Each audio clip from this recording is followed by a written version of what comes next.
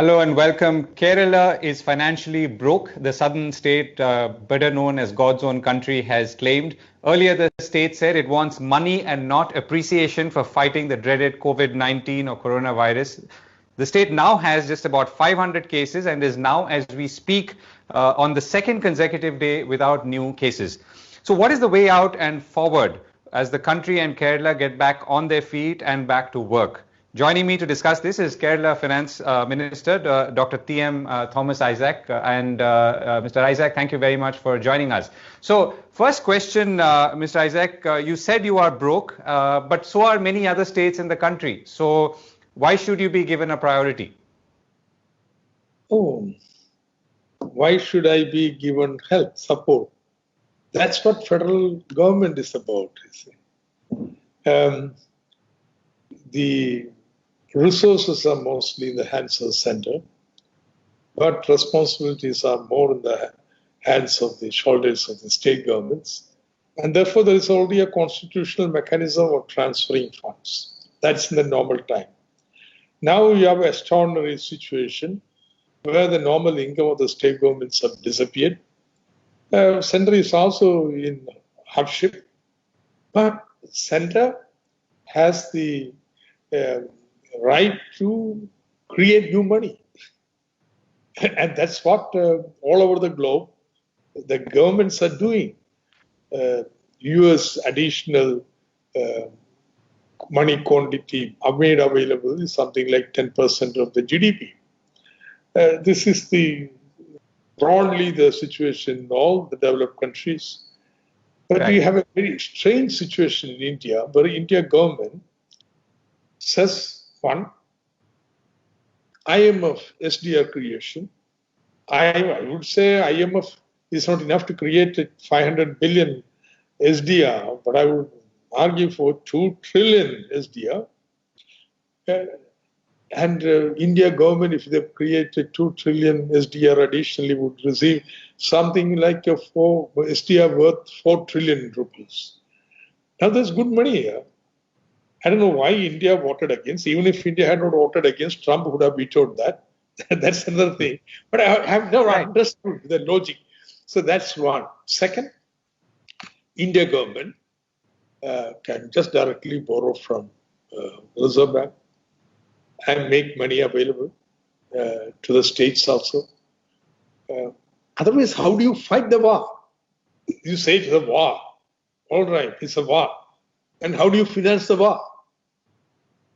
See, this manner of government of India's behavior makes me suspect. They want to put the entire burden of the pandemic on the shoulders of the people and the states.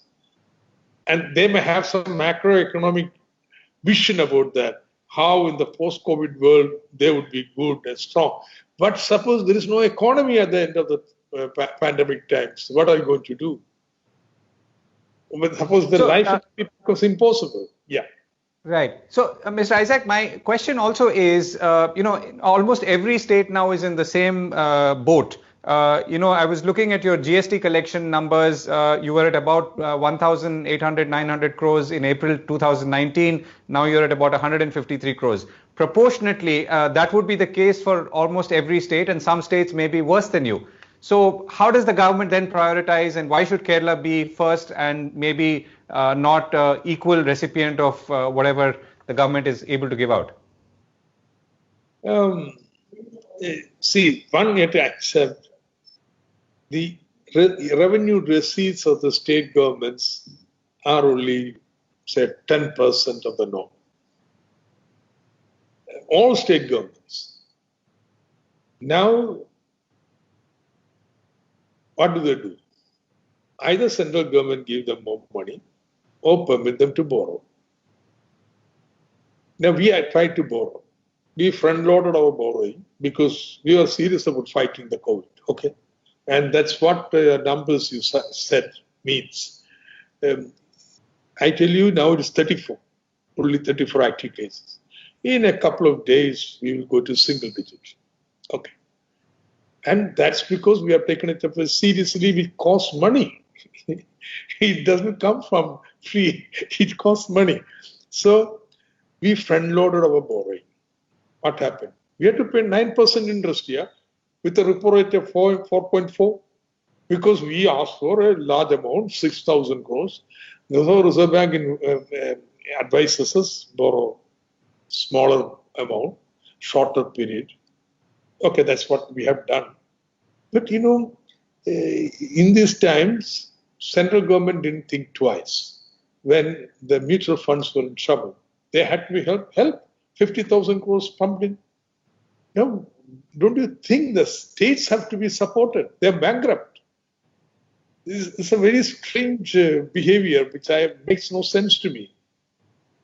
Right. Can you take us through what the current situation in Kerala is? Now, I read that you reported an income of about 250 crores, but your expenditure per month alone is about 3,850 crores, and your salaries and pensions alone comes to about 2,500 crores. Is that correct?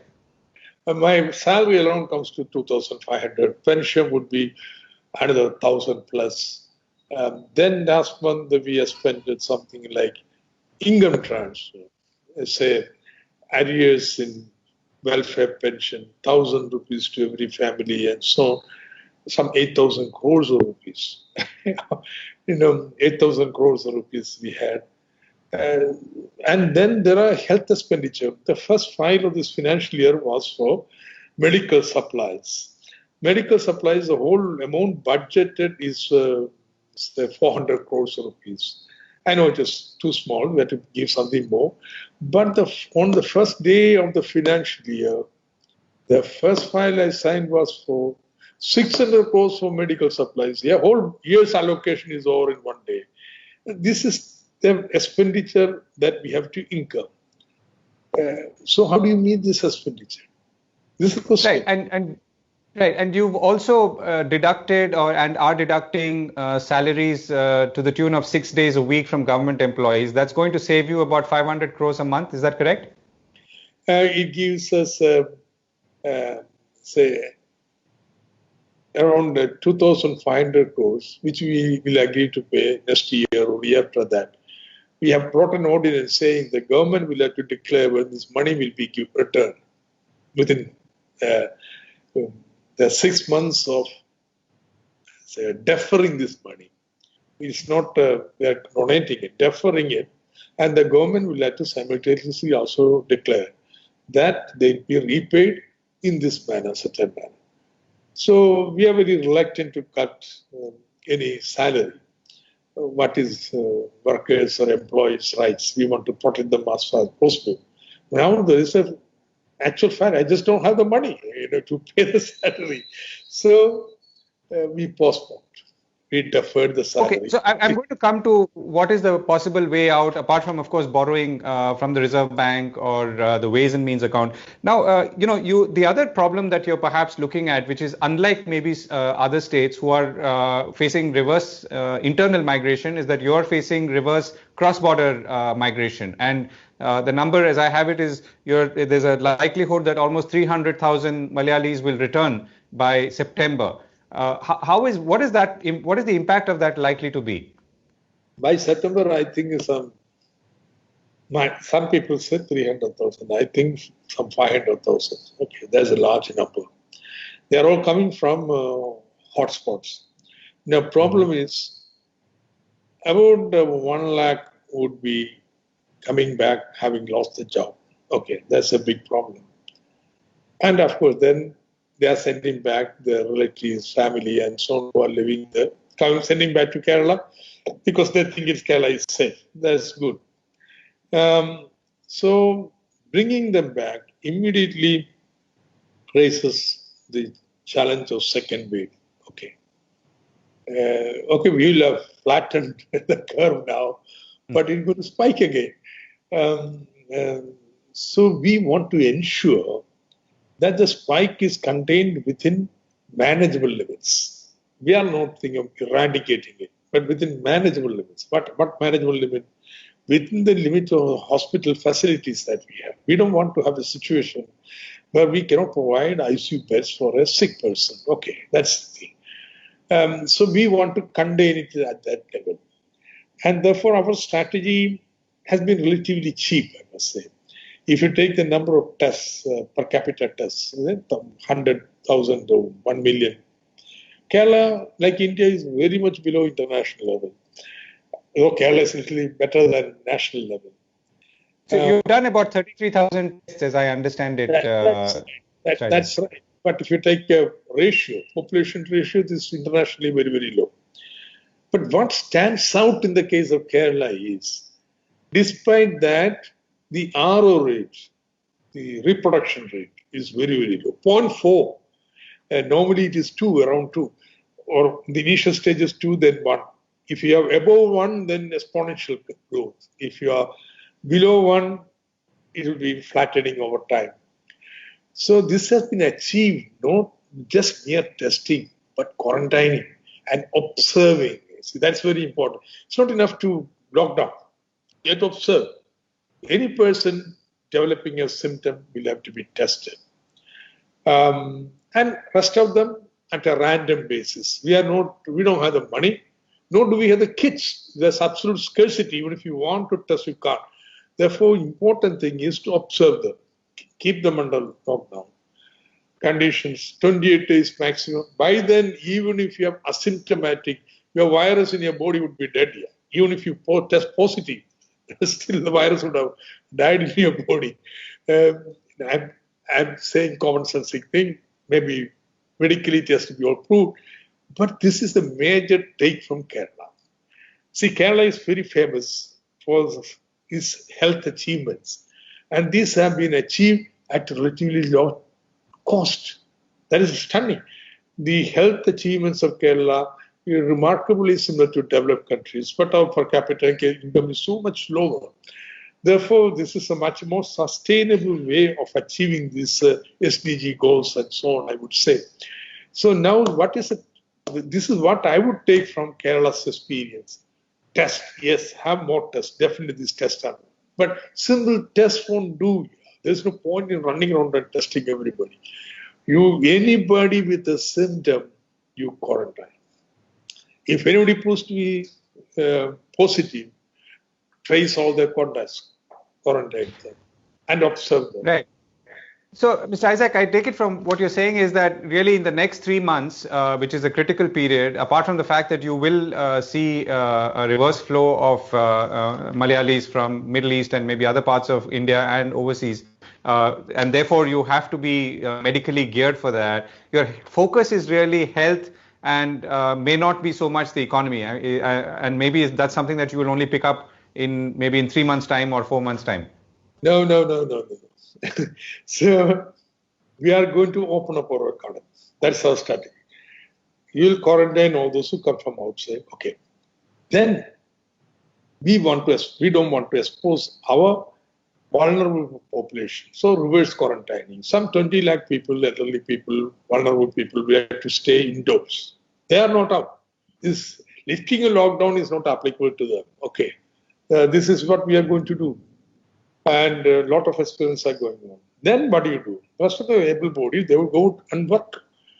And then we manage. If they have developed symptoms, they'll be observed, they'll be tested, and so on and so forth. But you systematically open up your policies. And this has a danger. Now it is red zone, it is green zone, our Idiki. Suddenly becomes red zone. And so how do you do that? Yes, it will be like that. You have to live with corona. You have to observe what is happening. And then be flexible. You'll be moving to and fro from green to red and red to green.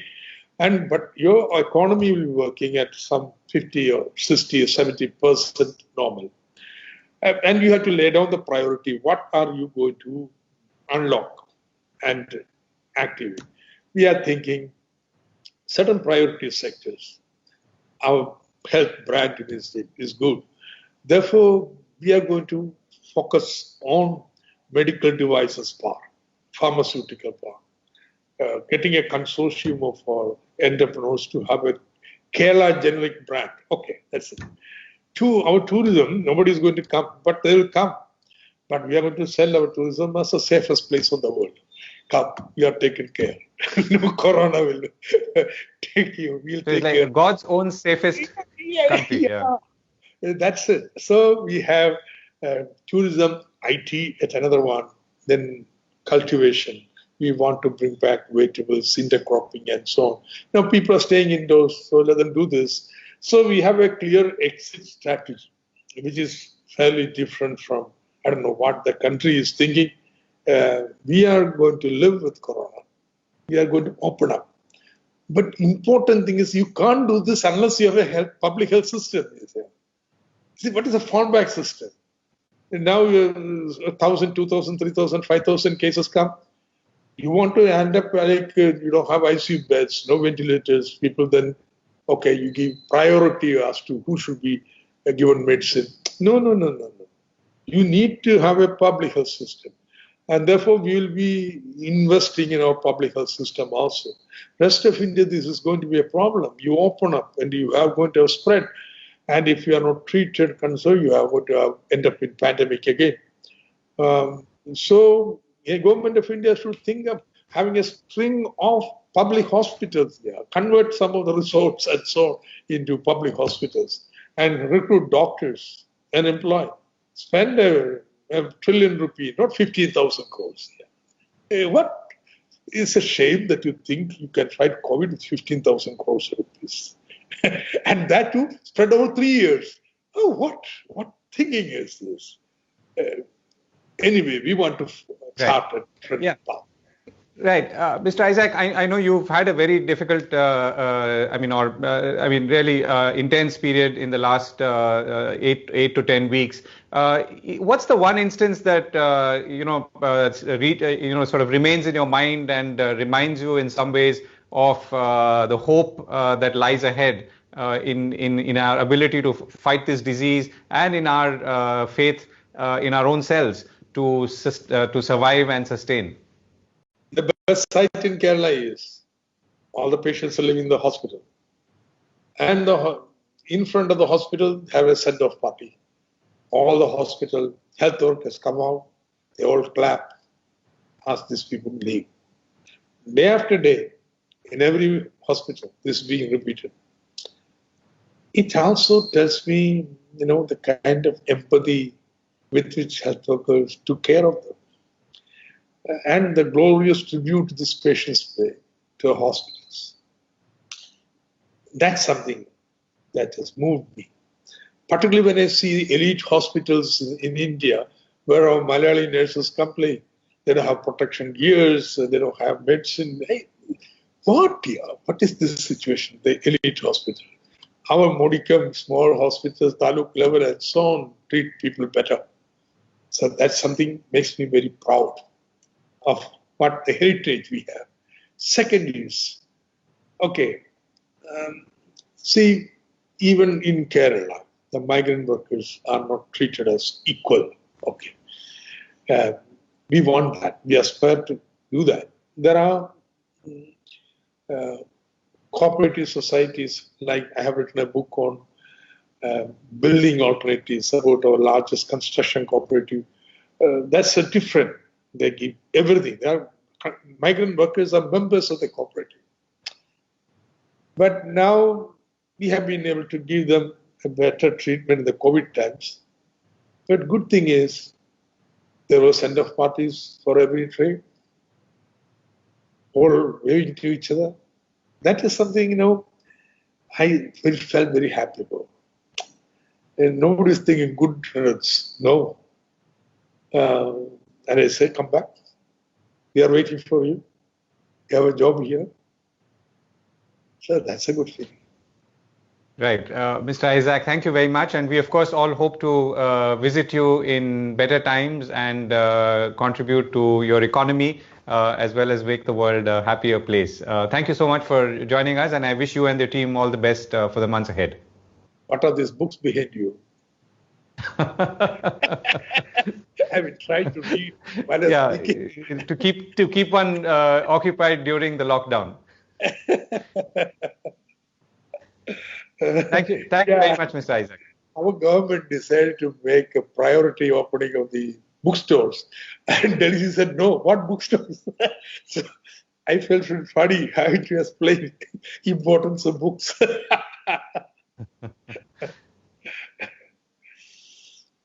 Okay, thanks. Great. Good. Thank you very much. Yeah. Bye, Mr. Isaac. Yeah.